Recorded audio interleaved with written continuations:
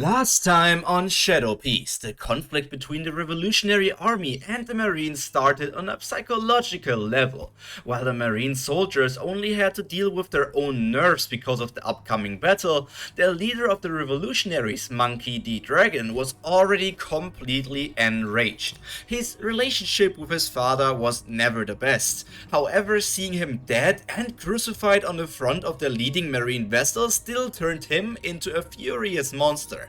Appearing as a gigantic cloud being already made it obvious, but the fact that Dragon ate the fart fruit was pure propaganda. The real name of his devil fruit was the human fruit model Sanka, a mythical Zoan type and one of the 5 major deities of an ancient religion, one of the pillars the world was created on. His thunder strikes attacking the marine warships are powerful, but still nowhere near his full might. If not for the powerful vice admirals though, and the admirals themselves, a huge chunk of the marine forces would have already been sleeping with the fishes right here. With these developments, the revolutionary forces started gathering at the only place the ships could arrive at. And at that location, Lindbergh, his assistants, and Lilith are distributing their weapons. Holding such powerful tools in their hands makes many nervous. The amount that changes their mind and runs away isn't small either, but that was to be expected. This is war after all. It's not a place a civilian should normally be. It doesn't take long for the world government to actually arrive. Gappos all around, people climbing rocks to reach the battle location, and snipers already taking their first shots. The first steps, civilians might be strong with the weapons Lindbergh and Lilith created, but their defense is basically non-existent. These bullets didn't even need to be infused with Haki. Just a normal shot was enough to kill a normal person. Loved ones, friends, or just acquaintances that you met in your day-to-day life. All these people see another human being killed for the first time directly in front of their eyes. Some more run away, others break down in fear, but the biggest amount unleash their anger at the Marines. Laser beams fly through the air, and without the people who protected the ships on the open sea, they instantly get blasted into smithereens, leaving flames that even burn on water. Retreat! Use the Punkberg jetpacks to move behind the frontline warriors.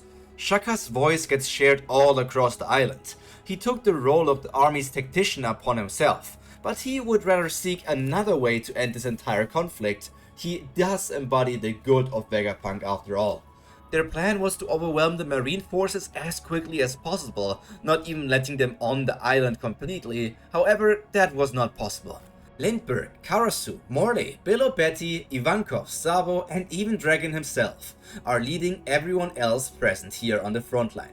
Having the strongest fighter and even their leader with them took some of their nerves, at least for a moment, until spears of light started raining down of them. Longinus rain. Paired together with the attack, the Yellow Monkey Admiral arrives on the scene, but it doesn't stop there. 3 more voices resonate throughout the battlefield. Forest of agonizing death! Gravity blade! Meteor volcano! Besides the spears of light that have already killed many, now there are also trees growing everywhere with branches chasing after anything alive and slowly draining its victim of their life force. Increased gravity pushing down people onto the ground and breaking their bodies. And finally, meteors of magma raining down across the entire battlefield. No matter how fast the revolutionary commanders could react, thousands already lost their lives. Son of Hope! The youngest and first to act is the Flame Emperor, Sabo himself. His growth with the flame fruit has been tremendous, and so he creates a gigantic ball of fire in the air. By all means, this should be incredibly hot, but to his allies it just feels like a pleasant summer day.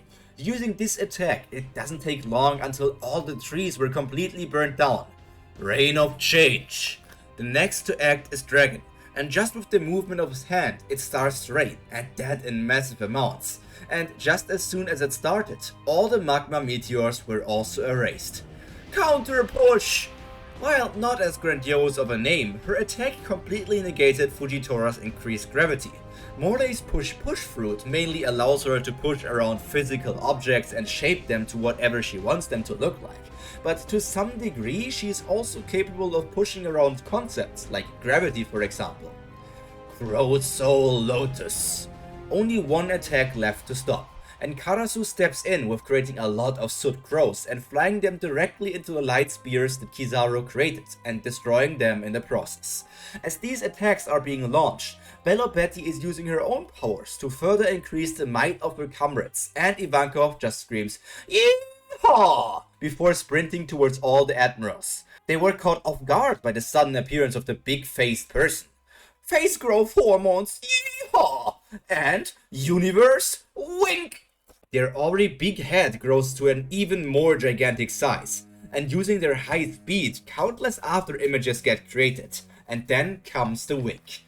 It might not look like much, but a wink from Emporio Ivankov is a lethal attack, and the universe wink is the strongest attack, and also a way to remember Kuma.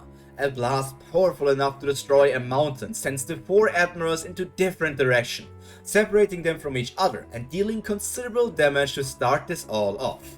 Okay, Dragon takes one more look to his closest comrades. As planned, Karasu, you go after Kizaru. Morley, I trust you with Fujitora. Ivankov and Betty, don't underestimate Greenball. And I will personally deal with that bastard Akainu.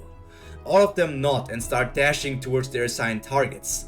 Lindbergh also leaves this place, knowing that he needs to assist the revolutionary soldiers. Only one person is hesitating, and that is Sabo. He is gritting his teeth and looks at Dragon. Let me help you against Akainu. I won't hold you back. No one besides you can win against me in this army anymore. I should be powerful enough to stand side by side with you. The Supreme Commander puts his hand on the head of Sabo. No. You are our safety net, Sabo. If worse comes to worse, you will escape and finish what we started sometime in the future. You are like the son I never had. I know that you are strong, but the world needs someone to get her behind, and you, as the Flame Emperor, are a perfect choice. Who knows? Perhaps you are Joy Boy, and your flame fruit is actually the sun god Nika. Just follow my orders this one last time, boy. I will take care of this. Then you can be the leader after this is all over. Both of them know that the flame fruit is not actually Nika's fruit, but it gets the message across that Sabo needs to become a warrior of liberation. Dragon will bring with him the renewal of hope, and Sabo will liberate the people from their suffering. Okay, but you better win. I want to see the future you envision tomorrow and not in 20 years. Got it? A strained laugh comes out of Sabo's mouth before he makes himself on the way to his assigned mission, escaping together with Shaka, Lilith and Addison, and then hide until they hear the news of the outcome of this battle. A horrible mission, just watching as all your friends, all of your Nakama, might die. But the flame of hope can't be extinguished, at least he has to survive, is what Dragon has to say. Now, Dragon also makes himself on the way to the location Akainu got winged to, but the red dog is nowhere to be seen. It makes sense that he immediately moved after landing in this spot, but he couldn't have made it that far yet. Then he hears a familiar explosion that makes him break down in a cold sweat. Fuck, I sent him to help civilians because he is my weakest commander. He knows that this is close to the agreed upon spot for my fight against Sakazuki. Why did he go here? Dragon turns into clouds and moves at rapid speeds. You stupid genius. I should have just sent you away together with Sabo. Why did you have to act like this? Lindbergh might be called the weakest commander, but he is still a monster worth 316 million berries, and also a mink that mastered Electro and Sulong. After injecting him with moon hormones that Ivankov created, he took off his top hat, and all of his fur grew in volume and turned into a beautiful pure white color. However, all of that didn't impress the Fleet Admiral in the slightest. Punkbird jetpack? Check. Good sprinting position? Check. Fangs? The crazy scientist carelessly rams his own hand through his sharp Sulong teeth, making them bleed and not being able to be used for anything anymore. Check. Here I come, Red Dog. The cat is ready for battle. His speed combined together with the extra acceleration of the jetpack surprised even Sakazuki. But if he was that fast, he should have stayed away and done long-range attacks, is what the leader of the Marine thinks to himself. And then he feels the fangs of Lindbergh in his side. You would murder me anyways, so let me do it with a bang. Punkbird, big bang attack! A beam of light flies into the air, pushing back the rain clouds Dragon just created. But it didn't only fly into the air, it also penetrated into the ground.